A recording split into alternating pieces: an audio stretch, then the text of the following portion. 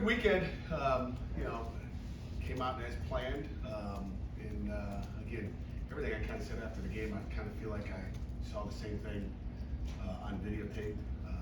Just saw it in slow motion as opposed to fast motion. But great team win.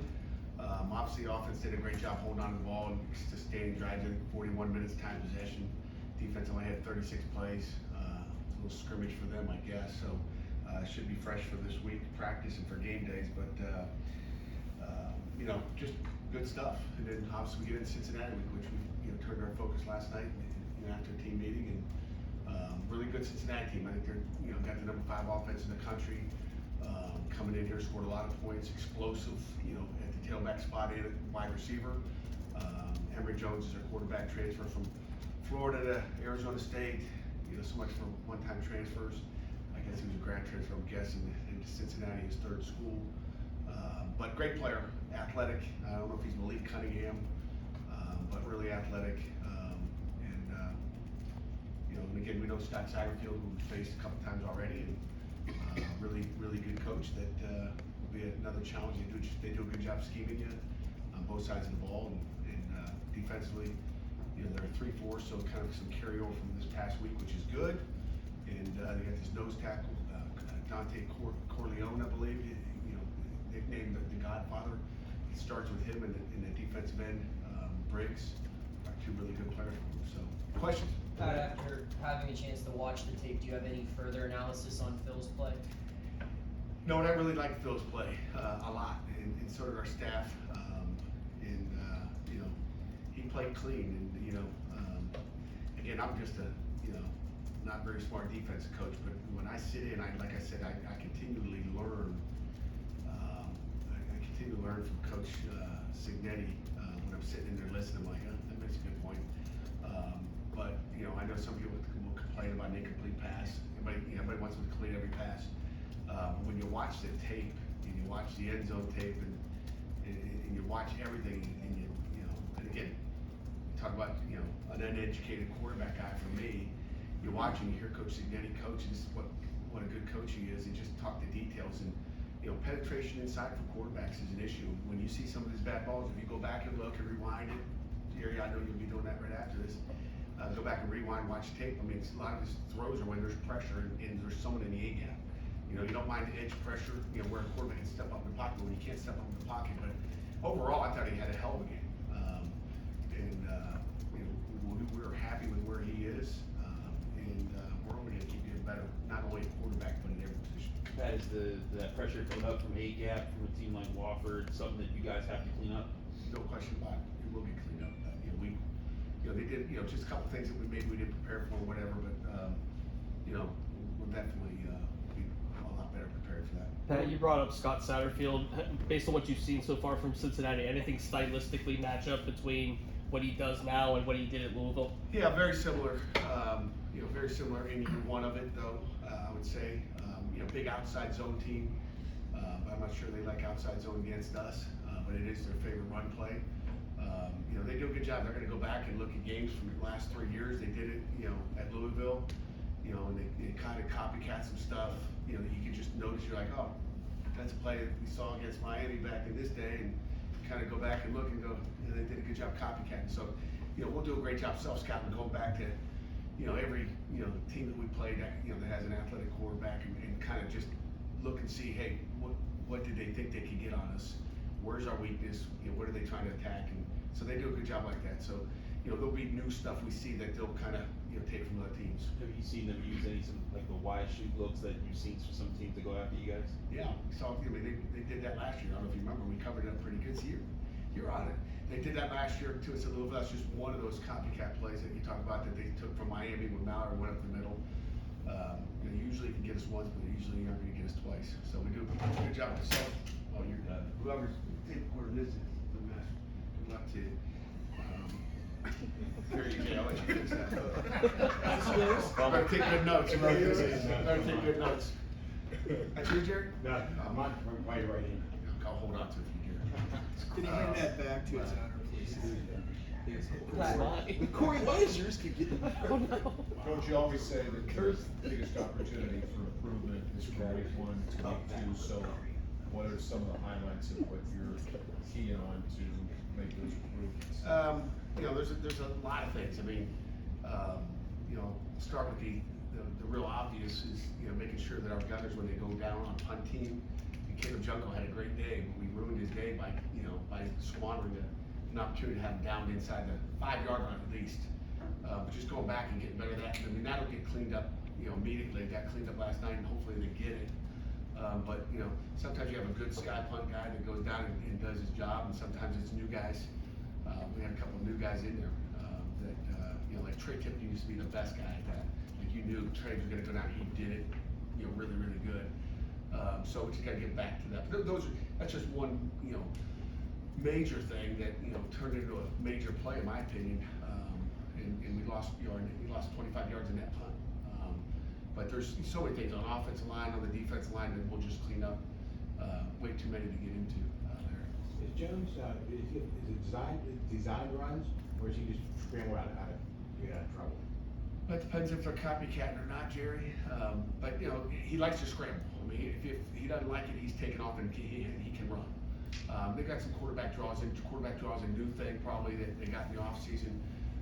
They weren't a big quarterback draw, with the league, but it seems to be a lot of quarterback draws with having routes out there, RPO-ish stuff. But so they got some new stuff in there. We've seen plenty of draws through the years, so we'll be okay there.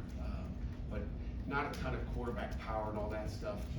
But we could see they copycatted a little outside zone, quarterback outside zone that Georgia Tech ran against us last year, and they came out and did it and didn't have a whole lot of success. But they'll have a play out from offensive play. Pat, their offense only returns 1 starter, their defense only returns 3 starters from last season. A lot of these guys that are starting for them now came in through the portal. How hard is it to scout teams like that when it's an entirely new roster of kids from all over the country? Yeah, I mean, they have 3 transfers on defense, and then they got 8 on offense. So 8 of their 11 starters are transfers, which is amazing. And they're good players. I mean, came from Miami, from Florida. I mean, they got Dave Wiggins is from Miami. We played against before, so they've got a lot of talent. Kiner, their tailback, who's Cincinnati kid, transferred in from LSU. Really good football player, had an explosive up the middle. Nobody touched him. Really good players. But you got at least a game tape on it. It'd be a lot harder if we opened up with them and didn't know. You're going back watching their old school or old high school tape, but kind of like an opener with a lot of those guys. You're not sure how fast they are, how you haven't played against them before. So never easy when you don't get to play against guys and you don't know who they are or what they do. Matt, what did AJ Woods do to earn the top kick returner spot on the depth chart this week? He should have fair caught that one in the end zone, so I don't know what he did to earn it or lose it, one or the other. But we'll have a conversation with AJ. But he's just been consistent. He can run. You've seen him take interceptions back for touchdowns in championship games. So just a guy that that we trust back there. But that can be. We've got probably 4 or 5 guys. I would say probably our number 1 guy was Bub Beans to put back there, but we didn't really want to put Bub back there, just a receiver. Leave him there, so he maybe was a starter going into it, and we just thought, like, what do we want to do here? Like, you may see changes there too. Who knows? Yeah, you got 4 guys listed as starters on the defensive tackle. Are you looking for just 2 guys to separate themselves and have them stop? No, I mean, if you watch long enough and through the years, we do a good job. Those guys are all, I could give you a bunch of oars right there. I don't know if there's oars on it or not, but it could be, Jules or Devin or Bentley or, there's a lot of oars there. We got, 5 guys in there that are oars. And that doesn't mean we don't know who it's going to be. That means they can be either or. Just like Marquez and AJ and Marlon. Those guys, Marquez, those guys are all starting quarters. The oars mean they're all starters. We're good with all of them. But I got to put something under so they don't look like, backup, I guess. You mentioned you would do some nitpicking yesterday after looking at the video. What kind of nitpicking did you find in the offensive line? Talk about. Can't tell you. I can't, I don't know. How did your offensive line play then? You played solid. You rushed for, whatever we rushed for. What did we rush for, AJ? 200 something yards? 217. They gave up 1 sack, which, the linebacker came off the edge, and, Gavin, we just got to do a better job coaching. I would put it more on coaching than on Gavin, but, Gavin, the guy he was blocking on the edge, sort of a gap protection, went inside, he could have let it go and then picked up the backer. We kept the quarterback pretty clean all day. You were in Cincinnati for a few years. I know, obviously, with Coach D'Antonio. I mean, when you go back to those days, what was the biggest, I guess, point of emphasis that you took from Cincinnati to help you along your coaching career? Cincinnati's a great place. Cincinnati's kind of like a Pittsburgh. I don't know what I took from there. It's been so long ago, so old. But when you look at it, I mean, Cincinnati's a tough team. This is what I take from it. Cincinnati's tough. They're physical. They got good football players. They'll be hungry coming in here. That's what I take. I just know that the DNA is very similar to a Pittsburgh kid. It'll be a hell of a game. With them coming in here. So I can't. Lessons. I coached against them back in the old Wanstead era, and Dave is 2-0. So they had some great players and made plays, and we didn't make plays back in the day. Pat, how would you describe the River City rivalry? I don't know. You were It's there an when old rivalry. when this was It's an old invented, rivalry. I don't know. I mean, it's a rivalry game, I guess. I don't know. Or at least it used to be, right? When we were in the same conference. We're not in the same conference, so I don't know where that is. I haven't really thought about that. I was worried about their personnel more than the trophy. Trophy really doesn't matter. It will matter to me, but we'll see. I don't know if it'll be here or not. I don't know if our kids know what it is. It's been a while since we played them, and just focusing on executing and playing well. Pat, go ahead, John. How did Javon and PJ do, and how different will the challenge be this week against this offense? It's like the competition just keeps getting better every week. I think Cincinnati's got talent at receiver. I mean, if you had to look at one of their strengths, it's going to be the receiving core. They're all new guys. They all can run. They're all SEC or ACC guys that they transferred in, whether it's Louisville or Miami or Florida. Their work will be cut out for them. But PJ, I thought played. I mean, really, they all played well. I mean, PJ played well. In the boundary. I think Javon played well as well. And then when you look at Donovan McMillan played well. I mean, those are the three guys that stood out. Steph Hall wish would have made a tackle on that last play, but wish he didn't get to that. But that's the game. That's where you learn. How do you grade your safeties when they don't take, a team like Wofford doesn't take as many deep shots, and it kind of limits how much? I mean, you said they only have 36 plays. How do you grade them when you only have such a? We'll grade them on 36 plays. That's all we can. I mean, I can't grade them on 76 plays. So, you can't grade them. It's not deep shots, but you saw them run some out routes, and our guys are there making the tackle. And if they're running a 10-yard out, we expect that safety to go make the tackle. I mean, if he's making it, if you run a 10-yard out and turn up the field and gain 10 more, then we got safety issues. So that's how you grade it. So we're gonna grade. I mean, every pass doesn't matter if they threw it or the safeties were targeted or not. Like we know these guys like to run big boxes on our safety, so we're gonna get tested this week. They like to run the slot receiver on fade routes, getting themselves a lot of space, and so they'll see those this week. That's something through the years that they liked, and I would assume they're gonna continue to try to take some shots, whether it be out of 12 personnel or 11 personnel, and those are things you're gonna see. Pat, you spent a couple of years with Coach Manilak at Cincinnati. Did you see a future linebackers coach and defensive coordinator and see him rising through the coach ranks when you had him back then? No, I was hoping he'd rise through the the depth chart in our scholarship like he did. He's a competitor. He's tough. He's physical. He's smart. And he's a Cincinnati grad. I told some of the old linemen yesterday as I walked in the team, I said, "You guys got to get after Coach Manilak, find out if we can trust him this week or not." Just jokingly, but no, you don't know what these guys are going to do. But he was going to be a success no matter what he did. Whether I didn't know he wanted to get in coaching back then. I don't think he did either. He was just a football player that got around some good coaches and said, "I want to do that too." You talked about him in the beginning, but can you just talk about a little bit more what Corleone brings to their defense and what makes him such a talented player? He lines over the center, in a zero technique, and he just causes havoc in the backfield. I mean, he's explosive. He's only about 6'2", maybe 6'2.5", but he just causes havoc in the backfield. We're gonna it starts with him. You got to control the line of scrimmage, and it's really key to victory every week is really just to control the line of scrimmage on both sides of the football, and that'll be a lot of focus on what he's doing in there.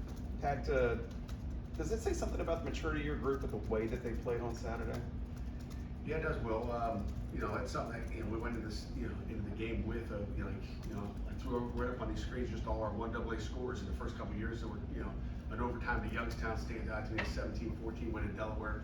I don't have them all memorized. But then I went down to, you know, kind of put a blank space and then looked at the last 3 years of what we've done. And last year wasn't a great one, in my opinion. But just, you know, the mature teams took care of business, and the immature teams kind of thought, well, you know, this will be easy. And, you know, that to me, you know, I think I mentioned that in the press conference afterwards, just the maturity that they took to buy into what we're, you know, they're not going, okay, coach, yeah, these guys are good, okay. And let me go back and tell you, you know, I watch a lot of 1AA football, play other teams, and Wofford is a well-coached team on both sides of the ball. They are sound, okay, they're not like, what are they doing? Like they didn't, you know, they weren't giving you anything. They played deep coverage. They weren't going to let. I mean, even though Bub ran through the coverage one time, we got a crossing route open, and again, you know, you got to hit it. But they're sound. They got 2 guys on the thing. You know, maybe they couldn't run, but they're still going to make you put it right there. The guys weren't wide open. So you know, Wofford was very, very sound, and I give them a lot of credit for, you know, taking care of business, and they look well coached on tape. You're not going, what is that? That's the most unsound. You didn't say that when you watch tape. Does that alleviate any concerns you might have? I mean, obviously you got an actual rivalry game next week. About your boys, your guys looking ahead at all? Like you're pretty. Yeah, I would say they're locked into game 1, and hopefully they'll be locked into game 2. And again, my job again to make sure they don't overlook anybody. But I don't know how you overlook a team that was in the playoffs a couple of years ago and is really a good football team. So they got talent, they got speed, and again, state of Ohio, they get a lot of Ohio kids. They're a good football team. At the end of the game, or toward the end of the game, you know, they had the deep ball that put up against Ryland. What are some coaching notes that you have for him? He kind of got thrown to the ground to play. Like, how do you coach him past that moment? Like, Stay on your feet. Stay on your feet. Then a safety is supposed to be a safety, right?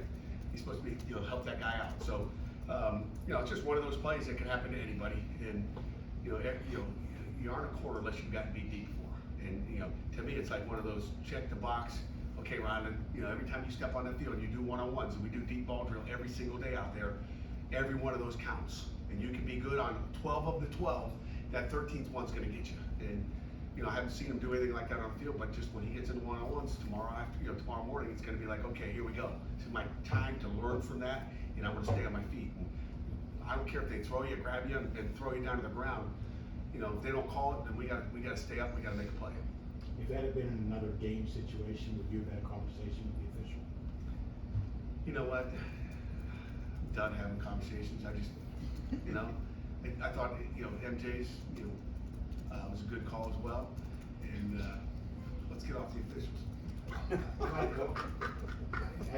I just thought of that Why are you question. talking about? I just thought of that question. They did a nice job, but you know, I have another one for you. it was not easy.